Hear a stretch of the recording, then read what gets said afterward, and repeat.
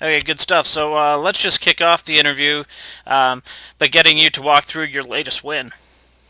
Okay. Just talk Like it. about it. Oh man. Okay, where to start? To be honest, man.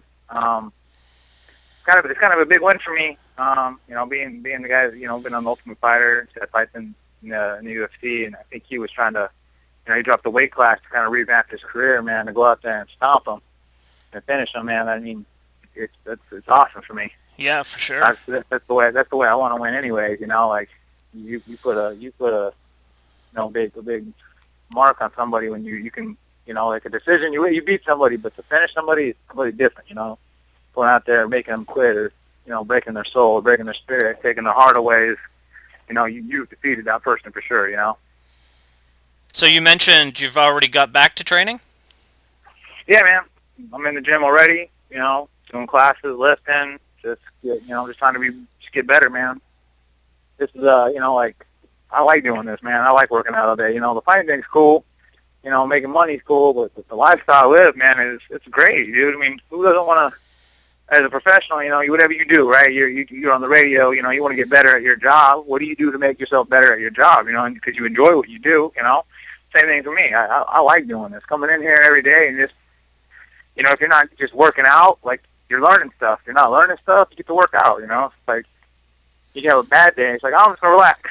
I'm gonna look. I'm gonna watch, learn some things. So it's getting to be I get to be a kid here still. It's fun. If you're sitting at home relaxing, you're not enjoying yourself, are you? I mean, there are my days, man. I'm pretty beat up at the gym, to be honest, man. Sometimes I catch myself coming in here, and I'm like, man, I am beat up, dude. I am sore. I'm just tired. And this is the 5th day of jiu-jitsu, boxing, wrestling, grappling, whatever. I'm just like, I'm going to go home and actually relax. I take my moments, man. There's sometimes if I spend too much time, I get restless. I do. Like, I'm shadow boxing in the kitchen or, whatever the case may be. I'll be in the store, shadow boxing the clerk. He's like, what are you doing? I'm like, my bad. It's habit. It's habit, bro. Don't judge. Nice, nice. So any idea when you'll be stepping back into the cage? Well, I mean, unless the big show calls, man, probably September, and, sometime in September, maybe beginning of October. I took this fight a little sooner, like from my first fight this year to this fight. They kind of were close. I didn't really have much time to really get out of a camp, and just have fun and train, So, I mean, I went from one camp, took a week off, got to relax, and then, grind and back again, So now I can take some time off and not grind, just to put some steady work in and, get to actually have some goals and work on some things to improve, Who's your favorite mixed martial artist to watch?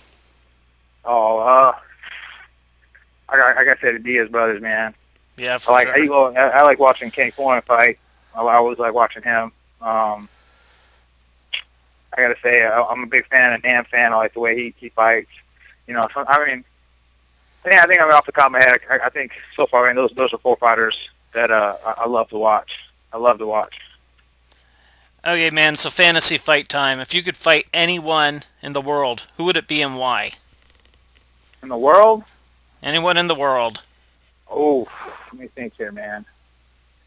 This is a good question. Because, I mean, they can be dead. They have to be alive. Can they be dead? Hey, they can be past, present, future, whatever you want, man. I don't know who I'd fight, man. I think I fight Abraham Lincoln, man, because apparently he's a vampire killer. I fight Abraham Lincoln. Nice, nice. Okay, man. Next up, I need a prediction from you. Frankie, Edgar, or Ben Henderson? Oh, Ben Henderson, of course, man. I don't even know why we're doing this again, man. Unless Frankie owes, Dan White owes Frankie a favor or something, man. I don't see how anybody. I was K-side, man, and like there's fights from like, eesh. We've come back and we said to ourselves, man, we got to do better. We got to be better, But I don't like that fight. Everyone. I watched it. I was there. I felt Ben was killing it. I think he had no answers, and Ben was doing damage. I don't understand it. I don't get the reasoning behind it as far as I'm concerned. So we're gonna keep doing the same thing. That's just beat Frankie up. Said we're gonna do it better this time. We've no question in the air that was all at all controversial. So To this point in your career, what do you think is your signature win? I don't know, man. I guess this is the last one, man. Right. I mean, every time I was. I mean, right now I'm kind of I'm on a little win streak myself, man. But I'm also kind of I'm on 7 finishes too, man. So every person I fought, man, I've kind of broken their soul right now and made them quit. So I'm kind of happy about that. But every fight's kind of been the same, man. Eventually, either I took a submission and made it, like just took it from them, or eventually I just beat somebody up until they were done. They didn't want to fight anymore. So. But this one, I mean, I'd have to say this one because I was kind of pissed off. Like I never been mad where I was like, man, I'll fight this dude out in the street after we're done fighting because I was upset with Rolly Delgado. Okay, do you want to go into that a little more? What happened? Well, I mean, a whole bunch, man. I don't even know if it's necessarily his fault, but I didn't really talk about it much. But now I kind of had it over. I don't really have a problem saying anything. But like, I didn't technically make weight for this last fight. Missouri State Commission kind of weird. Every commission's a little bit different, but everybody there, all the fighters, all assume the same thing I assumed, and that's you get a pound allowance, right? I mean, that's pretty normal, correct? Yeah. So he made 45.9, and when I first hopped on the scale, I made 47. Okay, and to be honest, I mean, this actually isn't his fault. This is the commission, the state, the organization, whatever. But I actually showed up the day of the weigh-ins or flight. The old things you hear when somebody has a tough cut. Late delayed flight, same day, the day before weigh-in. The plane gets water retention. I was, I was doing my cut, but I didn't show up to the hotel until midnight. And on the weigh-ins are 2 o'clock the next day, which I assumed there would be a 5. And then I didn't think about it. That we're flying 2 hours behind, then the delay on the plane flight.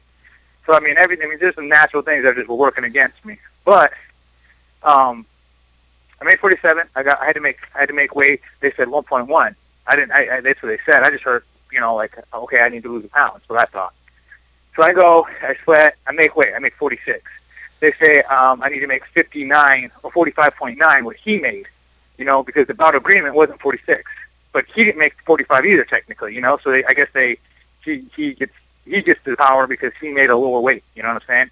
So I made 46, so I'm a tenth of a pound off from him. So technically, he could have been cool about it, like anywhere else I made weight. He could have been like, oh, hey, you made weight. We're fighters. He's been around. And if this would have been a UFC fight, I'd have made weight. But because the funky commission, I didn't make weight. Anyways, so he tried to take half my winnings. He tried to take half. He wanted shit, half. Dude. And so I'm thinking to myself, really? You want half for a tenth of a pound? A tenth of a pound, for real? Like you've been here. You know what we have to go through. Like, we're not gentlemen here at all, apparently. So eventually, what happens was I ended up having to give him 22% of my show-up purse, which, I'm broke, man. I ain't been doing this. Like, I don't have a second job, I mean, I don't have any kids. I'm not married, but I choose not to be. I choose to be in the gym. I don't go clubbing. I don't go partying. I don't go socializing because this is my job. This is my career. This is my focus, So, I mean, it's rough. And for him to, like, a tenth of a pound, he still took 22% of my purse like a snake, So it's whatever. But then during the fight, too, man, like, they said in the backstage, hey, right away, we're telling you, you kick somebody in the groin, you guys are verbal warning right now. We're taking a point. So I slapped him in the cup. That's for sure in the beginning of the fight. And, it didn't hurt him. I backed off, whatever. And then I kicked him inside of the leg, and he said I kicked him in the groin. I didn't kick him in the groin. I promise I didn't kick him in the groin. And then at the next kick I threw to the backside outside of his leg. I didn't kick him in the groin. I didn't kick inside his leg. I kicked to the back outside of his leg. And he took forever. Like, I kicked him in the groin that second time. So the ref told me already once, hey, if it happens again, I got to take a point. And then it happened again. He tried to claim I kicked him in the groin again for a third time. I didn't. And then he just sat there, just taking his breath, taking his time, You're just dirty, man. Just dirty. Talking shit and during the fight, like, it's whatever, man. I try not to get mad. I try not to take this personal. This is a job, Like, I don't really actually like to go out and hurt people, I mean, if you want to get it, you can do this, man. I'll throw down anywhere, whatever. You think you're bad, we can fight, But he started, like, talking shit during the fight, so it wasn't cool, man. It just wasn't cool. I never wanted to be like, F this dude. I'll find this, let me find this dude afterwards and talk some shit to him, I've never wanted to do that. But he just, I don't know, he's a punk, man. Kind of one of my bad experiences. I've never had a bad experience like that until this last fight. I mean, I was fired up after the fight, to be honest. Yeah, and the weigh-in stuff, the 22%, that must have just been even more motivation for the fight, eh? You know, I was mad about that, but like the fact of it is I thought to myself about it. That's not your motivation. You were going to come in here, you know, and if everything would have gone right, I was still going to whoop his ass. Like that, Right. that wouldn't change anything. So, to me, man, I put that in the back of my mind. I said that's small for you. If that's what's going to focus, that's what your focus is on. Here, you don't deserve to win this fight, anyways, man. You came in here and worked hard before any of this happened. You're going to win this fight because that's what you're supposed to do, you know. So I put that behind my head. But then, just the beginning of the round, you know, just how all that went down that first round, man. It was a rough round for me already, you know, and I had enough of that dude. I don't like that guy at all. I can tell, bro. I can tell. So, how do you keep yourself grounded, man? You're on such a great winning streak. Just talk about keeping yourself grounded. You know, man, this is a humbling lifestyle, man. You know, I mean, to be honest, if I really were to tell people, you know, like I'm not really afraid to lose a fight. I've lost fights in the street. Like I've got beat up before, you know, as a kid. Like, you know, I was a little ruffian, to be honest, man. I moved around a lot as a child. Like I didn't, you know, I grew up in a single parent home. You know, I'm the oldest, so I had to be that. You know, I had to be the tough guy or whatever, I guess, man. And it's hard to make friends sometimes, man. I used to live in this little town in Page. You know, it's kind of funny. I'm the oppressed white kid, but I grew up in a small town in Page, Arizona, which is there's nothing but reservation. So they bust all these Indian kids on this. So, I mean, there's a couple classes, you know, going through elementary school, man. I was the only white kid in the class. So, you know, it just, like, I'm kind of always had a little chip on my shoulder, man. Always. And doing this, man, kind of grounds me. It makes me a better person, to be honest, man. I gotta, you know, I don't know if it's like genetics, man, but I kind of have an all-call family, man. And, you know, before this, in high school and even like around 21 and stuff, I drank. I went crazy. Like, I just go nuts. I drank until I puked or passed out, or I'm just not a good drinker, to be honest. And like, this helps me out, man. Doing this helps me be a better person. I mean, not just in the gym. Like, I'm motivated to get better, but like, it helps me want to like just do things better. You know, you regulate your life, man. I just want to be better at everything I do. I just want to be nicer. This thing is, martial arts is kind of, you know, I don't want to say martial arts is for everybody, but for me, man, wrestling and boxing and jiu-jitsu, and it kind of it softens my soul a little bit, man. It makes me a nicer person. It makes me a little bit kind-hearted, you know, because it's, you know, you got a lot of people. It takes a lot of love to have. It's weird, you know, to be a fighter, to be a badass, you need a family, you know. They say it takes a village to raise a child, man. It takes a village to raise a fighter, man. And it takes a lot of love. It takes a lot of patience, and you know, it's just made me better, man. And I'm not talking about as a fighter, just as a human being. Listening to you tonight, if anyone isn't sold on wanting to see this fight, they're crazy, man. So if you guys want to see Chris' big win over Delgado, you can check it out on pay-per-view this Sunday night. Would you like to throw out your Twitter or Facebook?